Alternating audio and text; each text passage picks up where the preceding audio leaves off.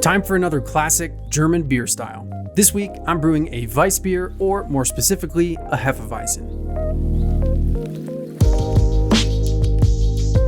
This wheat beer shares some characteristics with American and Belgian wheat beers, but don't be confused. American wheat beers like Bells Oberon have a clean yeast profile and noticeable hop character. Belgian Witbiers like Allagash White are hazy like a Hefeweizen, but they lean more towards citrus flavors. The German Hefeweizen is known for its hazy appearance and banana and clove flavors, all of which are created by the yeast. Those flavors are balanced by bready malt character and a high level of carbonation, which leads to a very light and approachable beer. What an awesome beer to have on tap as we move into summer. Now, let's make some beer.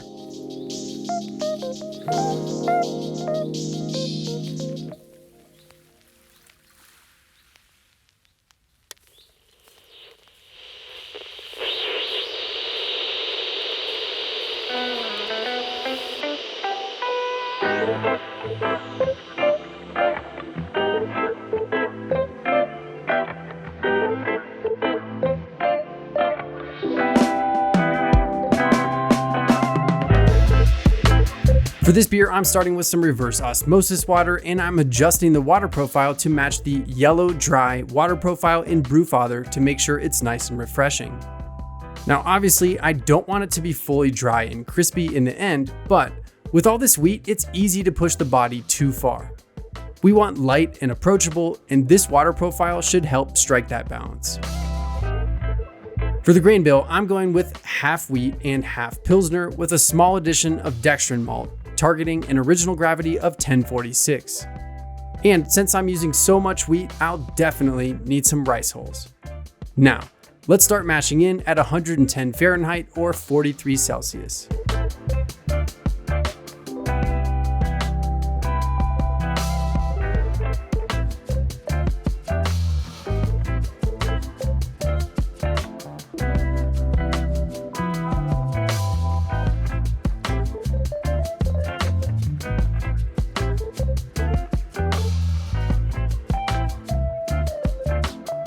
Alright, it looks like everything is nice and saturated, so I'll let the system know we should start the mash timer. At 110 Fahrenheit, this step in the mash is usually called an acid rest, and while it's not something that I normally do, it's said to promote the clove-like flavor we need to nail this style. A quick 15 minutes should be plenty at this temperature.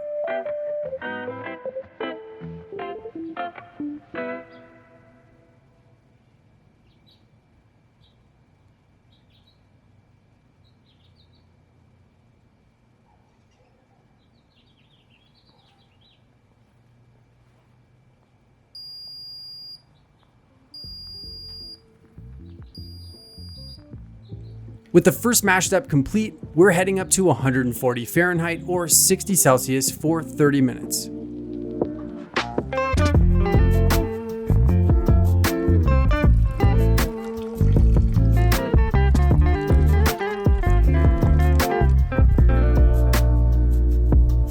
And finally, our last step is at 158 Fahrenheit or 70 Celsius for another 30 minutes.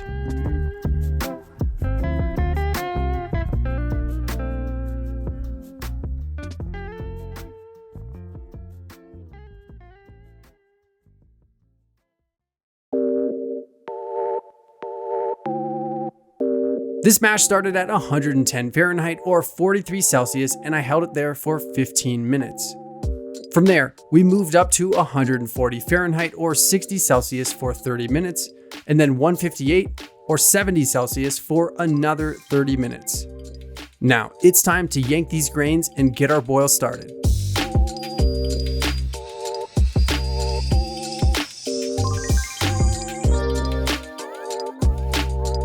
With the basket up and out of the wort, I'm starting with a Vorlauf, and then I'll sparge with 3 gallons of water.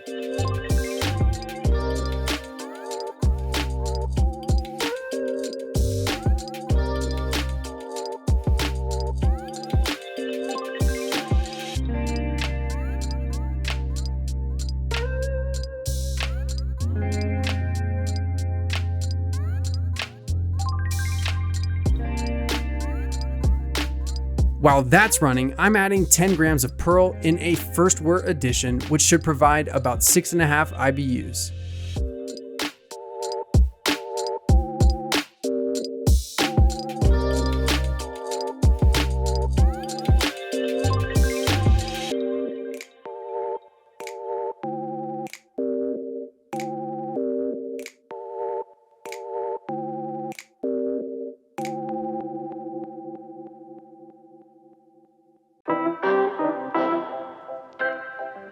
We've been boiling this wort for 45 minutes and it's time for some whirlflock. This probably isn't necessary, but here we are.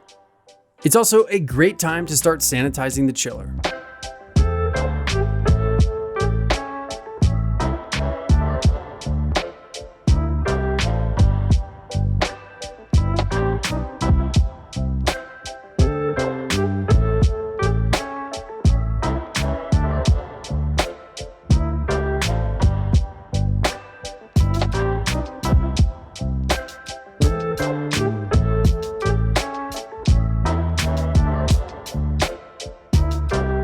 And just like that, we've reached the end of the boil. But before we call it a day, here's 21 grams of a new German hop called Callista, or maybe Callista, and some yeast nutrient.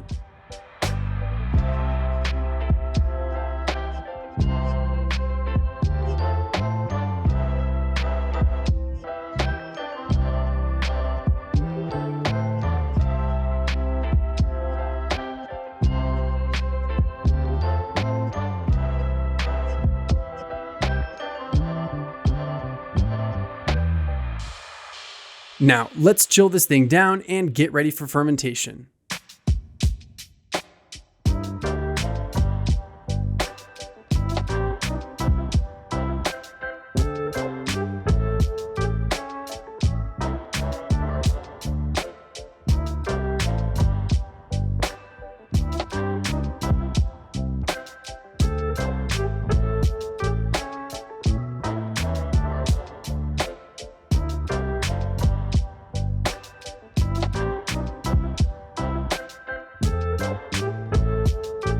For this beer, I'm going with WB06 from Fermentis and a fermentation temperature of 68 Fahrenheit or 20 Celsius.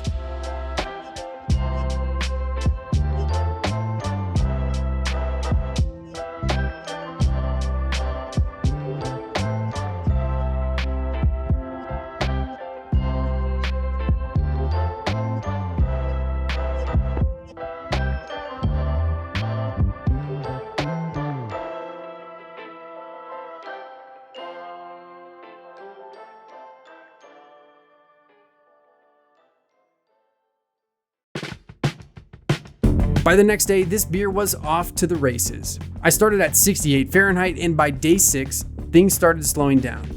At that time, I increased the temperature by 1 degree Fahrenheit and I continued to do so every day until I hit 74 Fahrenheit or just over 23 Celsius.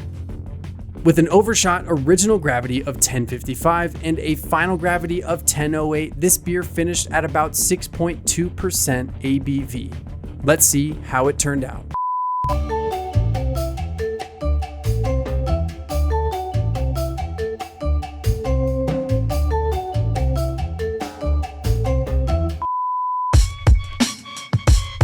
Alright, with this beer, I'm looking for banana, clove, high carbonation, and good overall balance. It's slightly lighter in color than the example we tried, but this straw yellow is certainly within the guidelines. On the nose, I get sweet malt and banana with a hint of clove and a little bit of that saison bubblegum kind of thing. Going in for a taste, I get the impression of sweetness that turns to clove almost right as you swallow. The body feels full at the beginning, but there's a refreshing finish that leaves a bit of clove on the palate. Now this is a killer beer for some food pairings, and the first thing I'm thinking of is some backyard barbecue.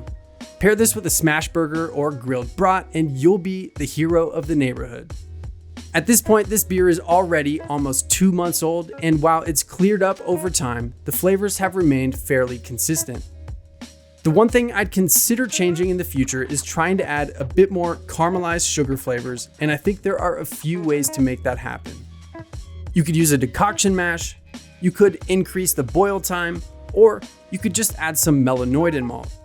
In any case, those caramelized sugars would help with the perception of that banana flavor and residual sweetness and add just a bit more depth of flavor to the overall beer. If you've never made a Hefeweizen before, now is a great time to give it a shot. I've included some helpful references in the description, and of course, feel free to ask any questions if there are things that I've left out. My name's Dan, this is Hops and Gnarly. Thanks for hanging out with me today. I'll see you again soon.